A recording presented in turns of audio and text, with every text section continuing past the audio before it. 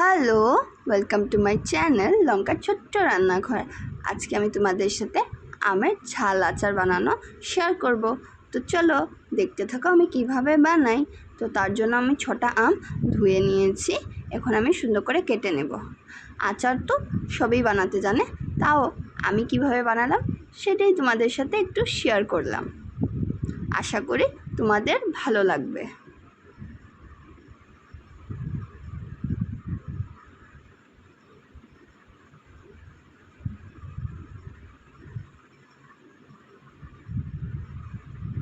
আমি আমগুলোকে কেটে নিয়ে নিয়েছি, এখন আমি দেখো নুন দিয়ে দিলাম।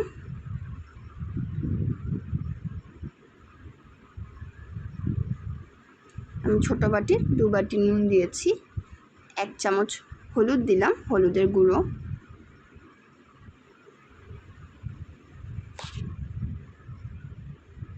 এখন আমি সুন্দর করে মেখে রাখবো এটাকে। আমি ফার্স্টে আমটাকে কেটে আমি একটু রোদ্রুতে দিয়ে শুকিয়ে নিয়েছিলাম আমটাকে, তারপর নুন হলুদ দিয়ে আমি এটাকে মেখে ঢাকা দিয়ে রেখে দেবো।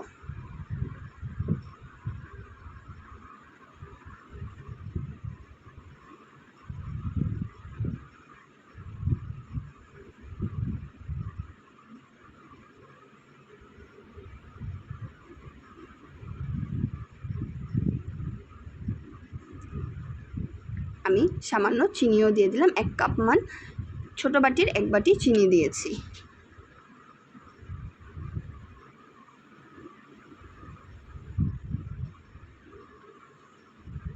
আর যারা এই পর্যন্ত আমার ভিডিওটা দেখেছো, প্লিজ একটা লাইক করে কমেন্ট করে আমার পাশে থেকো।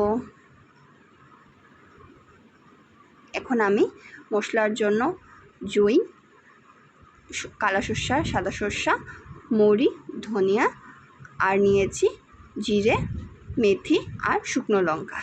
এগুলো আমি মশলা বানাবো, তো এগুলোকে আমি শুকনো কড়াইতে টেলে নিয়েছি। এখন আমি এটাকে গুঁড়ো করে নিলাম। আর এই গুঁড়ো যে মশলাটা যে গুঁড়ো করেছি, এটা আমি নেক্সট দিন করেছি। দেখো আমার নুন ছেড়ে দিয়েছে, জল ছেড়ে দিয়েছে আমের থেকে। তো তারপর আমি সেই জলের সাথে মশলাটা গুঁড়ো করে টেলে গুঁড়ো করে মিশিয়ে নিচ্ছি। এখন আমি আমটাকে রোদ্রু দেব।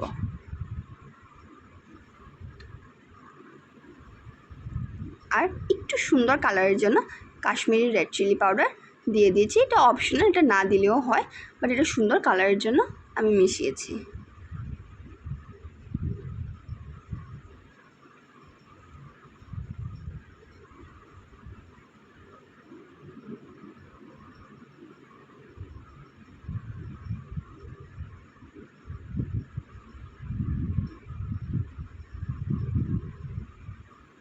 আমি একটু বিট নুনও দিয়েছি। এখন এটা আমি রোদ্রু দিয়ে শুকিয়ে এনেছি, আমটাকে একদিন রোদ্রু দিয়েছি। তারপর আমি তেল মেশাচ্ছি।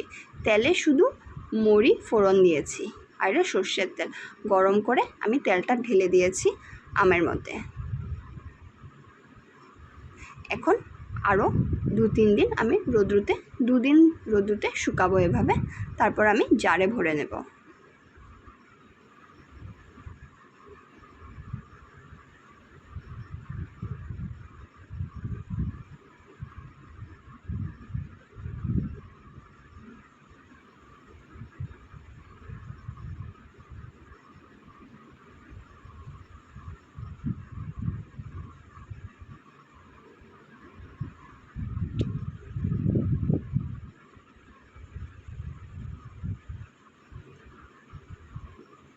আর তোমরা আমার ভিডিওটা কে কোথার থেকে দেখছো একটা কমেন্ট করে আমাকে জানিও, তে আমার ভালো লাগবে, যে আমি জানতে পারবো আমার ভিডিওটা কে কে কোথার থেকে দেখছে।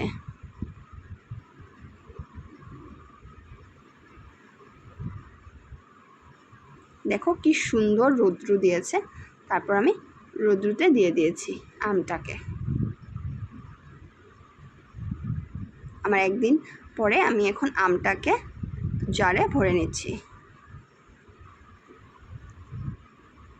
আমি একটা কাচের জার নিয়ে নিয়েছি আমটা ভরার জন্য। কাচের জারে ভরলে দেখতে সুন্দর লাগে, দেখা যায় ভালো লাগে, তাই আমি নিয়ে নিয়েছি।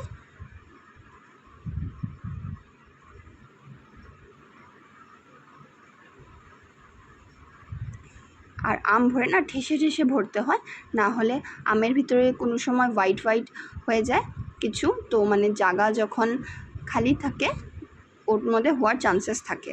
তার জন্য আমি এটাকে পুরো ঠেসে ঠেসে আমটাকে ভরেছি আর উপর দিয়ে তেলগুলো দিয়ে দিচ্ছি। আশা করি তোমাদের ভালো লাগলো আর অনেক টেস্টি।